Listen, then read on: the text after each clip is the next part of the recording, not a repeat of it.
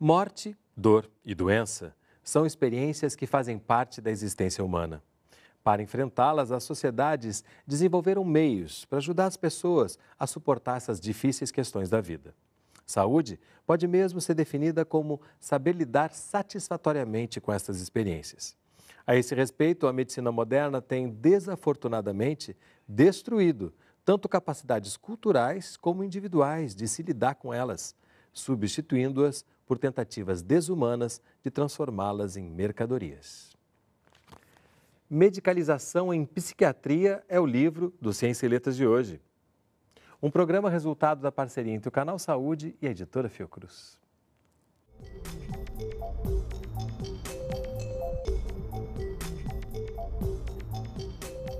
Conversam comigo no estúdio do Canal Saúde Paulo Amarante, médico, psiquiatra e pesquisador, e Fernando Freitas, psicólogo e pesquisador, ambos da Escola Nacional de Saúde Pública Sérgio Aroca, da Fundação Oswaldo Cruz. Sejam bem-vindos. Obrigado. Medicalização em psiquiatria. Lá no final, vocês fazem um alerta que, embora o termo medicalização remeta diretamente à medicação e uso de medicamentos, não devemos reduzir uma ideia à outra. Como é que então a gente pode explicar o que seria medicalização para entrar nesse assunto e entender a complexidade do que nós estamos falando?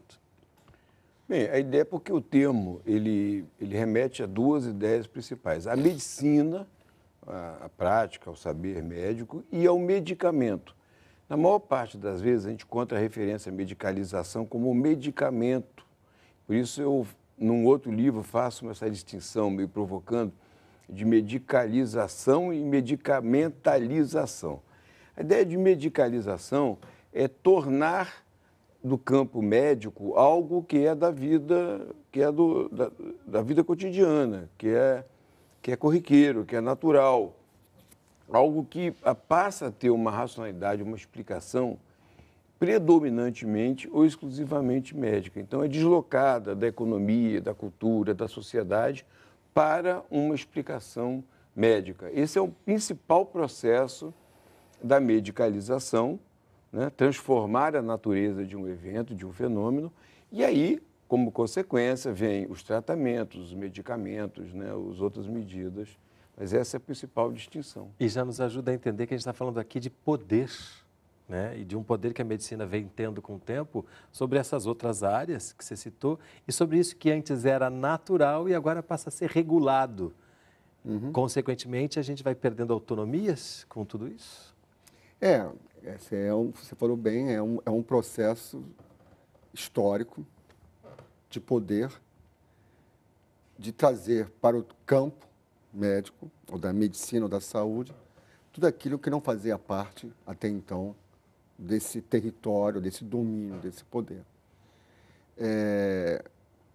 E é isso que tem caracterizado uma boa parte do sistema social em que nós vivemos. A gente pode exemplificar, por exemplo, com o envelhecimento, com o próprio nascimento, que eram momentos naturais da vida e que agora a medicina tem uma mão forte sobre eles e isso também, de uma certa forma, acabou ficando naturalizado.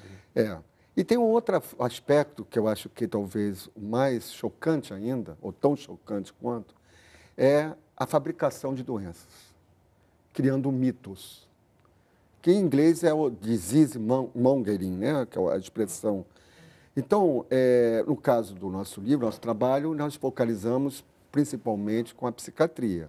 Mas lembrando que esse fenômeno é um fenômeno muito mais global, que vai muito mais além do que o campo da saúde mental, da psiquiatria.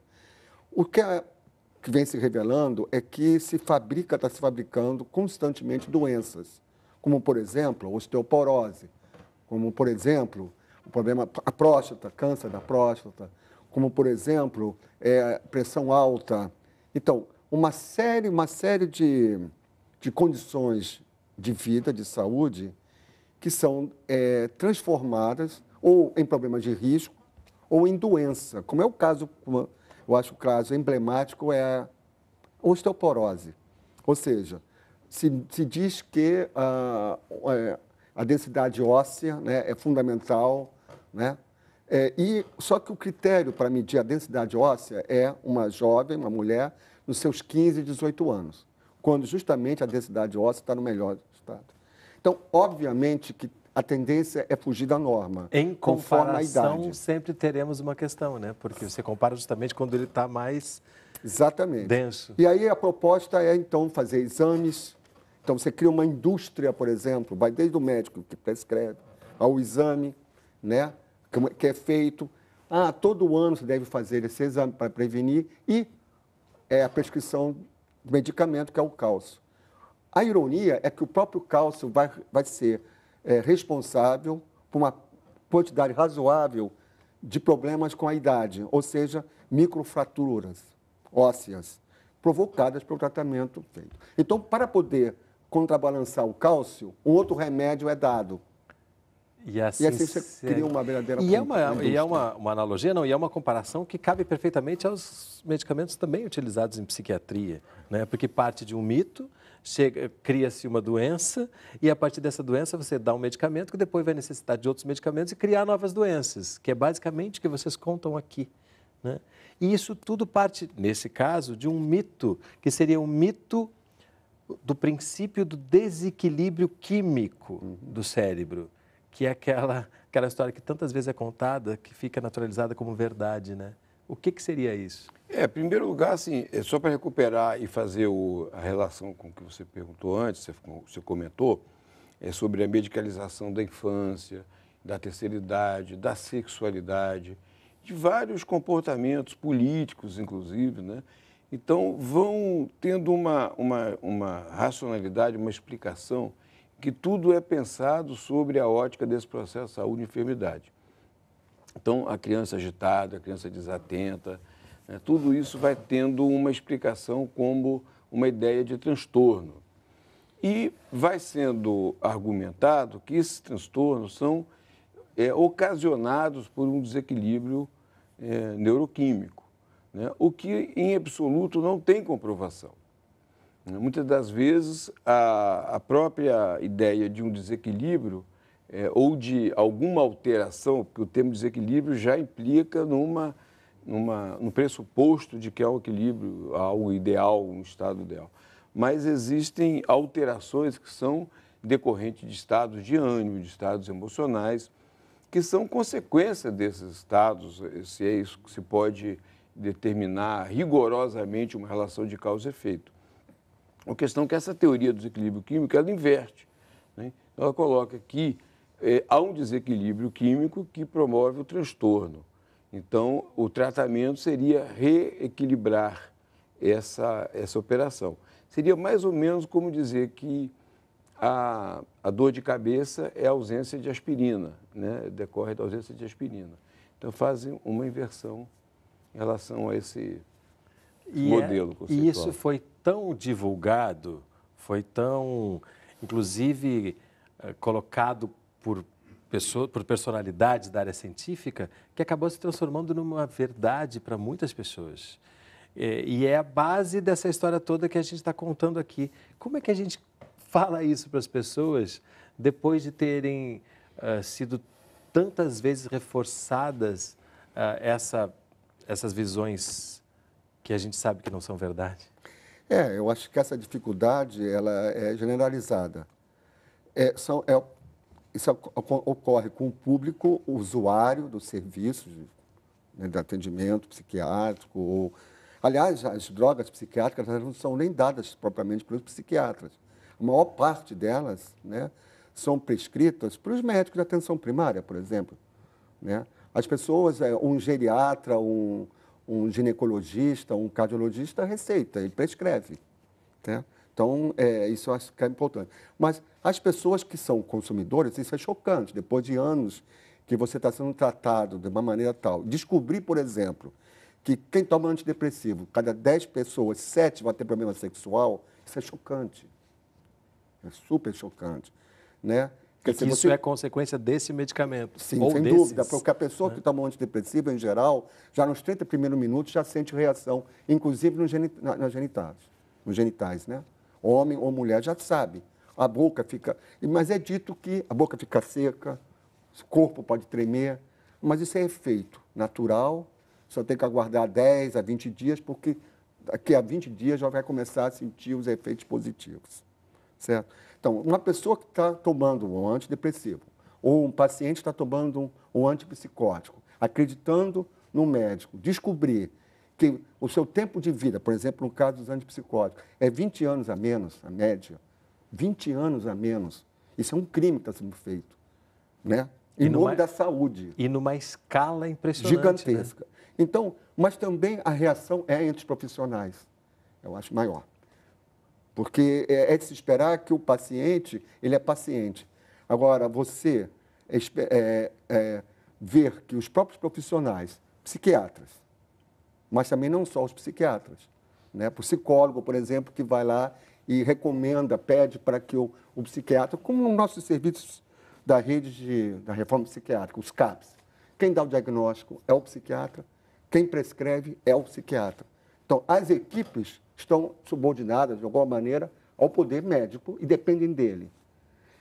Ao descobrirem isso, ou começarem a dar conta disso, a reação costuma ser de não querer, porque isso vai ameaçar. Quer dizer, se um psiquiatra não faz isso, o que ele vai fazer? O que ele vai fazer? Se um psiquiatra hoje, educado a dar um diagnóstico, a prescrever, se ele perde esse poder, se ele não deixa de fazer isso, o que resta a ele fazer? Uma outra coisa, mas não vai poder ser mais como ele aprendeu na escola médica. E você falou a palavra educado não à toa, né? Porque em determinado momento do livro vocês falam que a educação, tanto de pacientes quanto de médicos, acabou ficando a cargo da indústria. Ou seja, o próprio mercado educa para aquilo que ele quer que seja consumido.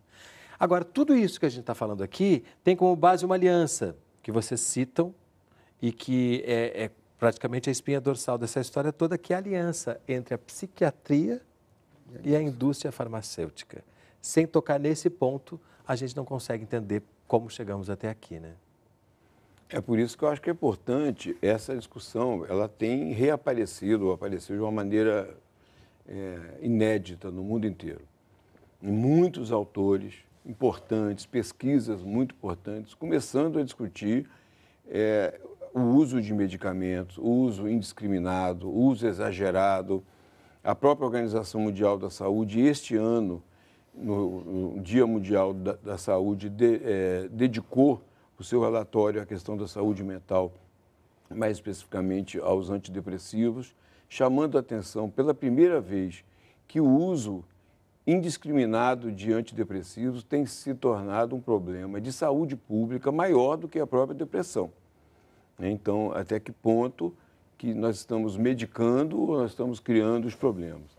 Então, tem surgido uma preocupação que diz respeito ao surgimento também de novos atores, né, nesse campo, de usuários, ex-usuários, sobreviventes da psiquiatria, psiquiatrizados, várias associações de pessoas que se reúnem, grupos de autoajuda, ouvidores de vozes, que vão começando a rediscutir, vão testando essas novas possibilidades de suspensão do medicamento, orientada, acompanhada, etc., né? E de não medicalização. Porque muitas pessoas estão descobrindo, através de outras práticas, medicinas integrativas, outras formas, outras soluções, como é possível lidar com o seu sofrimento, a sua dor, a sua tristeza, a sua depressão. Hoje o termo depressão é tão medicalizado, naquela linha que eu falei nisso, que a gente não fala mais de depressão sem pensar em doença. Mas vocês apontam aqui, você está falando sobre isso, que é possível tratar sem medicamento e também é possível desmedicalizar. Há experiências no mundo, estão no livro e a gente vai conhecer no próximo bloco. Não sai daí, a gente volta já.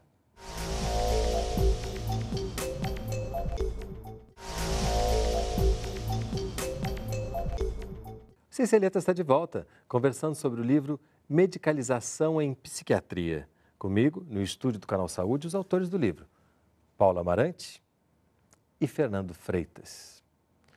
Uma sigla, DSM, também é importante para a gente entender como se chegou a isso que a gente está dizendo que é um crime numa escala, pode-se dizer, mundial. Como é que a gente pode explicar para as pessoas o que é DSM e o que ela tem a ver com essa história? O DSM é um manual de diagnóstico, né, com as categorias de diagnóstico psiquiátricos, né? criado nos Estados Unidos pela Associação de Psiquiatria Americana. Já hoje está na 5ª versão. Então, começou nos anos 50, 1950 e pouco, e a cada edição, cada revisão, o número vai aumentando, porque não só apenas o número de páginas, né? Mas evidentemente que as páginas vão aumentando, o número vai aumentando, porque também vai aumentando o número de categorias de diagnóstico. Ou seja, mais e mais problemas passam a fazer parte do território da psiquiatria e que podem, então, ser diagnosticados, certo? Então, e, consequentemente, ter mais medicamentos para isso tudo. Certamente. É tão volumoso, é tão importante, e também volume de categorias, que ele é considerado como a Bíblia da psiquiatria, um nome que é dado nos Estados Unidos e pelo mundo afora, é a Bíblia. A partir de 1980, há uma reviravolta muito grande, quando começa-se, então, a falar que a causa está num desequilíbrio químico e há, então, essa aliança forte com a indústria farmacêutica, porque, supostamente, cada categoria de diagnóstico, depressão, transtorno de humor, né, TDAH, teria um medicamento que, supostamente, trata desse transtorno ao regular, né, o desequilíbrio químico no cérebro. Isso desde 1980. Eu acho que é importante também ser dito, como o Robert Whittaker mostra no livro dele, e nós, no nosso livro, que essas informações, esses dados, essas evidências científicas existem desde 1954, quando surgiu pela primeira vez o primeiro antipsicótico, a clorpromazina. A quantidade de evidências científicas acumuladas desde os anos 60 são enormes. A diferença é que o Robert Whittaker, como jornalista, ele juntou tudo isso aí e, numa linguagem para o público em geral, ele mostra isso aí de uma maneira sistematizada. Mas essas informações, todas essas evidências, não deveriam ser novidade alguma para os profissionais de saúde. É que há uma ignorância nossa, quer dizer, nós não estamos acostumados a ler, né, a ler um artigo científico, a saber ler o artigo científico, entende? Porque não há novidade, quer dizer, todos esses dados, ou a maior parte disso aí, já existem há décadas e décadas. Nessas mesmas décadas, essas ideias questionadas por esses artigos científicos que você fala se alastraram pelo mundo como verdades científicas, ratificadas por cientistas renomados. Como é que a gente pode explicar isso também? Porque justamente são esses os argumentos que são levantados quando a gente questiona essa verdade científica. Eu tenho uma visão assim, de que, como nós falamos, a formação, a pesquisa, em boa parte da medicina foi controlada, subsidiada por indústrias, não só farmacêuticas, mas de equipamentos médicos, de prestação de serviços. Então, as grandes revistas, até pouco tempo atrás, eram dominadas por propagandas de laboratórios, etc., que davam não só financiamento para a pesquisa, como davam os congressos, os pesquisadores financiados, ainda hoje, diretamente, pesquisadores de instituições públicas recebem recurso direto de laboratórios para fazer recursos fabulosos.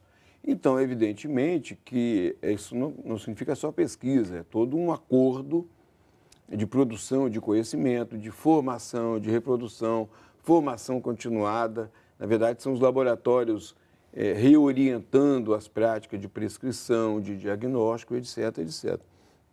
Esse é um dos principais resultados desse livro, a contribuição da Márcia Ângelo, né, A Verdade sobre os Laboratórios Farmacêuticos, como somos manipulados por ele, que podemos fazer a respeito. Uma médica que fez um trabalho seríssimo, foi editora de uma revista das mais importantes norte-americanas de medicina, e começa a mostrar como a produção científica é controlada. Então, e depois, mais do que controlada por insumos, etc., financiamento, ela mesmo pode ser fraudada.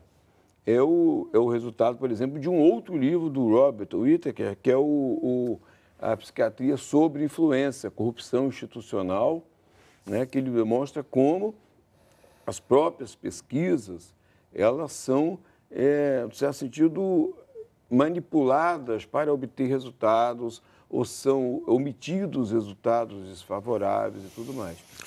Bom, mas a gente precisa apontar um caminho, o livro se propõe também a apontar um caminho e diz: a desmedicalização é possível, experiências, e traz a experiência de soteria, como se pronuncia? Sotéria. Sotéria, que é muito interessante. Você começa a ver que há uma contracorrente agindo e já há um muito tempo em que é possível perceber esses resultados. Como que a gente apresenta a sotéria para as pessoas? Eu posso inventar alguma coisa. Sotéria é uma experiência, veja bem, dos anos 70, final dos anos 60 e 70.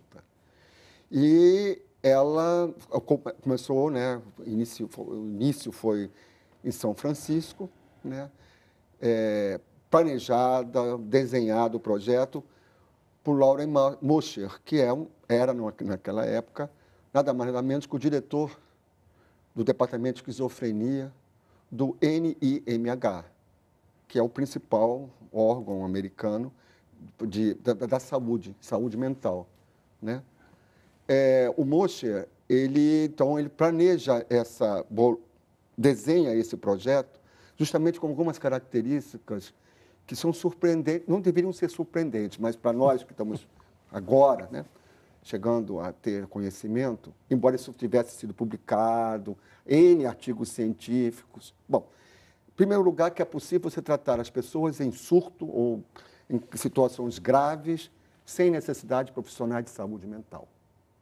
A casa era uma casa como uma residência que recebia as pessoas em surto ou em estado grave, mas eram atendidas por staff, por pessoas não profissionais de saúde, primeira característica. A segunda era que as pessoas não tomavam remédios psiquiátricos, ou particularmente os antipsicóticos. Durante as 6 primeiras semanas, isso era evitado, certo? E os profissionais de saúde mental davam, sim, supervisão à equipe, certo? Então, psiquiatra, como Mosher e outro, psicólogo, certo?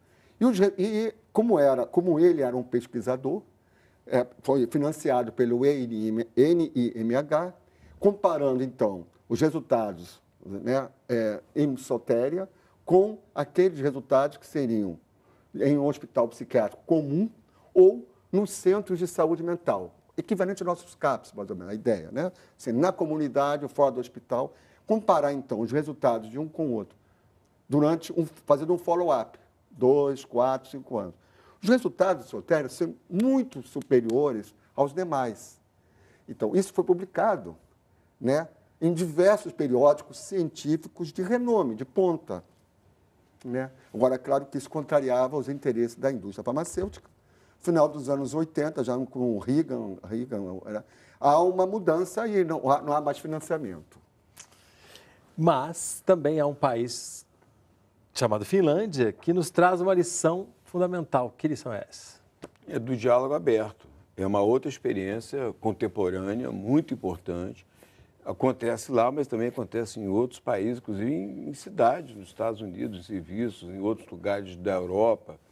Existem muitas outras experiências. O interessante, quando a gente começa a falar e começa a questionar o determinado modelo hegemônico da medicalização, da medicamentalização, da ideia da patologização, e começa a ver que tem muitas outras experiências com cultura, com arte, com práticas inclusive de medicinas aqui, né, integrativas aqui, que vão saindo daquela ideia de que é um transtorno que só é tratado com medicamentos, etc. Práticas de grupos, né, de coletivos, como os ouvidores de vozes, que são práticas importantes, né? Nós trouxemos, há algum tempo atrás, aqui a presidente da Associação de Ouvidores de Voz da Dinamarca, um dos responsáveis, um dos articuladores do diálogo aberto, o Open Dialogue, né? O Jaco Sekula, estará conosco aqui no seminário na Fiocruz.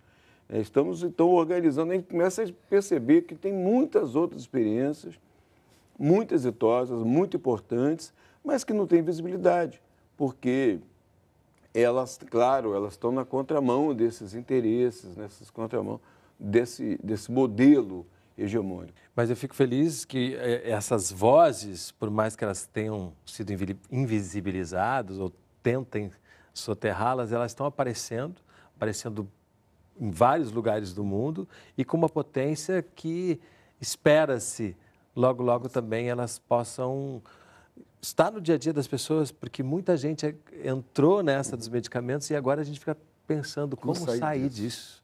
Né?